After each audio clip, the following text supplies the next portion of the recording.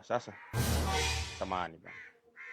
Hichi kitendo unachofanya hapa ni uchafuzi wa mazingira. Kwa muda mwingine kwako, wewe kwako. Anakuelekeza. Kwako? Sio kwangu lakini. Nyumba yako iko wapi hapa eneo hili?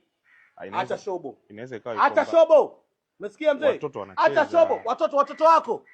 Watoto wako. Mtoto uliyemzaa usiyemzaa mkubwa mwenzio. We vipi? Acha shobo. Nyinyi ndio watu wenye shobo nyinyi. Nakuelekeza. Tunaweza. Unanielekeza nini? Acha shobo babu, acha shobo. Kuna magonjwa. Wewe una mtu yote kumtisha babu. Hiyo kanzu isikuogopeshe wala usinitishe ukajua labda unaweza kunisomea albadili. Wewe boya kama boya wengine. Wewe folena kama folena wengine. Magonjwa yapi unazungumzia wewe? Kwa mimi ndio nileta corona.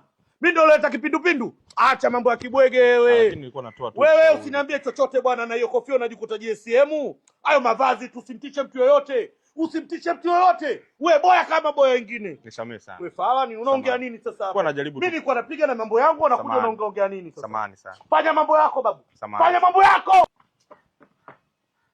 Jambo afande. Nimetoka nyumbani pale nimeambiwa unaelekea msikitini kaona nikuwahi kidogo. Sasa kuhusu hiyo issue niliyowaambia, nyinyi nisubirini kwenye gari kwanza ili mimi niende nikaswali kwanza. Alafu mambo mengine yatafuata. Nisubiri tu kama dakika chache tu hapo. Sawa. Sawa.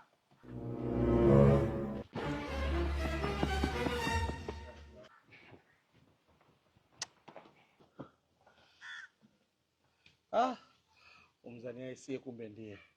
Bwana nilikuwa naumia mimi. Asante Mungu.